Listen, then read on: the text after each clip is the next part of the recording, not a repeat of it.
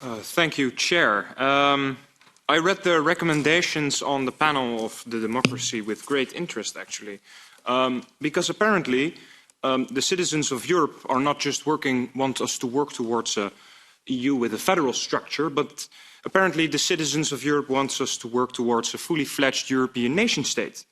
For example, I read that the average European citizen apparently feels we need a European election law to harmonise electoral conditions, which I wonder, a unified election law. They don't even have that in the United States, but apparently we need it in the EU.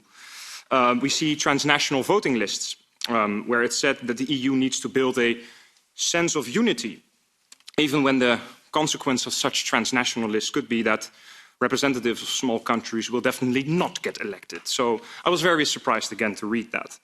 I was also surprised that the average European citizen wants e-democracy, some form of internet democracy to engage the European electorate.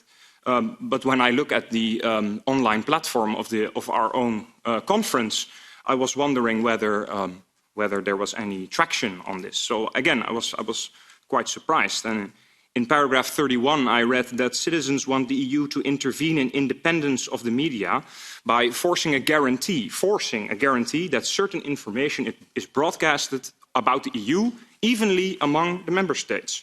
So I didn't know citizens wanted this, but apparently they do. Lastly, the average citizen apparently also wants the European Council to be renamed the European Senate. And as an icing on the cake, they want to reopen the discussion on the European Constitution. So I guess the average citizen is not necessarily Dutch or French. So again, I was very surprised, as in the Netherlands, my country, we actually conducted a poll which had some sort of similar questions on how the EU is perceived. And in the Netherlands, there's an overwhelming majority of people who are in favor of the EU membership, but they were also against, I think it was a 2/3, against further integration. And they believe the EU should stand for a strong common market, promoting free trade, promoting frictionless cross-border exchange, and in terms of payments, telecommunication, education, etc. So, again, not being too sarcastic, my feedback would be, let's manage expectations here, because when I read this document, it's very far-fetched and it overstretches the mandate of the EU.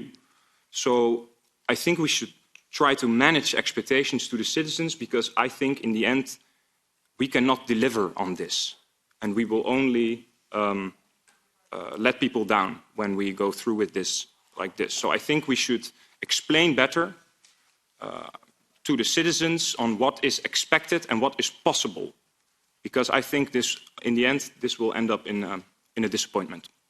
Thank you.